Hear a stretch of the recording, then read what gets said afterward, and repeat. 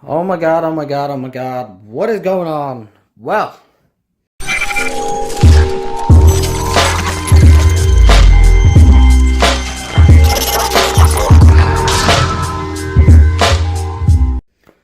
hello, ladies and gents. And today we got a special video. And I am guilty of not filming a lot of the process of the current project.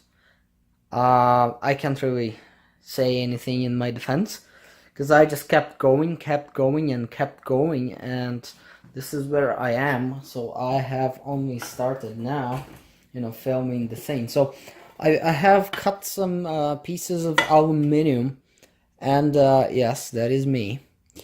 And what I did is I cut them and then I filed all of the sides to make them nice. So now everything fits.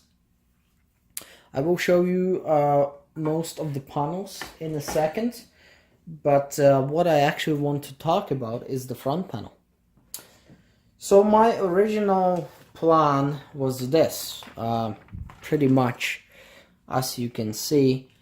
I have like a whole bunch of holes here, a screen, switches, outputs, and whatnot.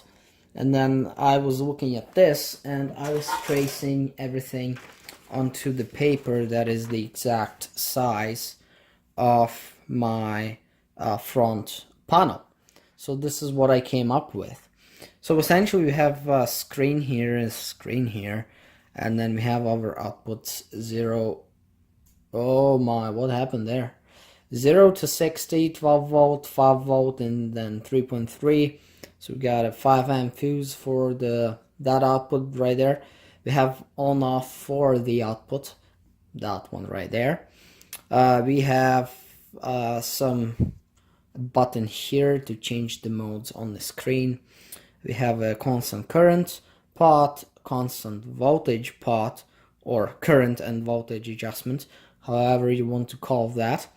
We have a on-off switch for the ATX that will be powering this rail, and we have a on-off LED, so green for on and then red for off, but the ATX is on, so that is all cool.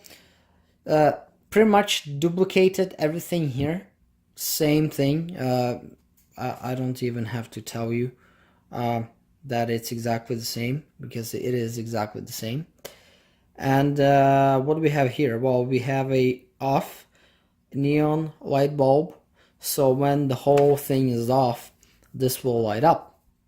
Then we have the master switch, so when I flick this on, the whole thing becomes alive, and these LEDs, on-off LEDs, light on, they will be red, and they will indicate that we are getting power to the ATX.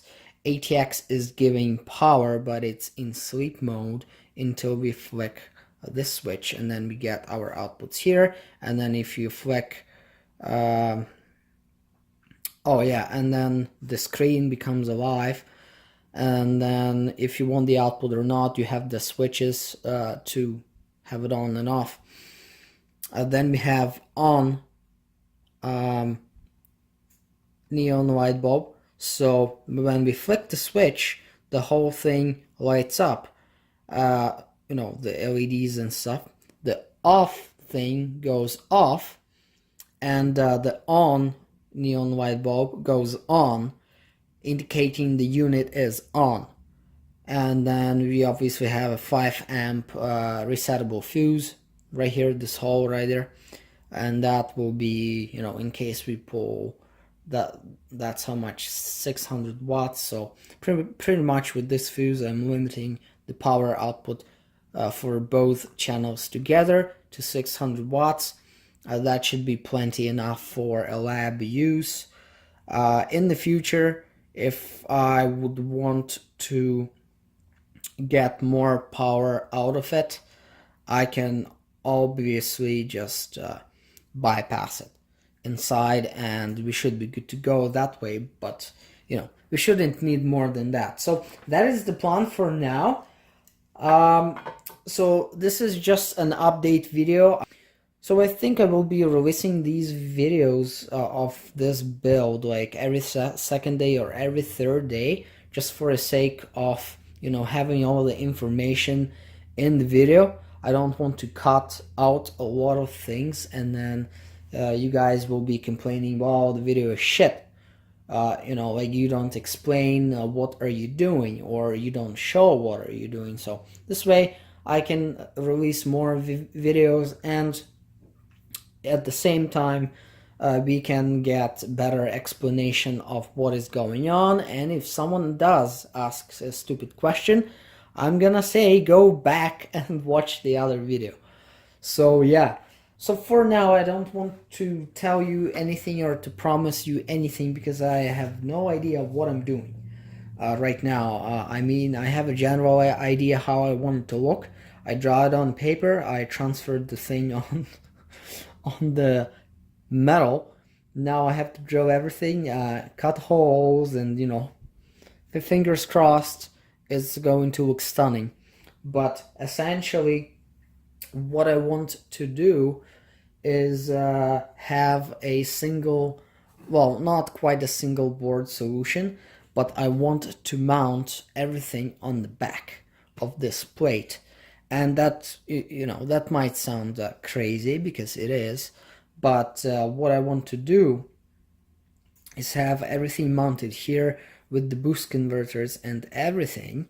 That way, when I take the front panel off, it will be really easy to troubleshoot, unlike all of the other power supplies I have built, which is total disaster inside. But this one will be really good inside. So it will be a single board solution with the boost converters and everything on top of all the other electronics. It will be yay thick. So you know, just stick it in there, plug in the power connectors, and you should be good to go. And this way, if anything goes wrong with the ATX, we can just take it out of the power supply, stick a new one in, plug it in, and we're good to go. So yeah, hopefully that works out okay. So guys, that's about it for this video. If you guys like the video, you know what to do. Like this video, like all my videos.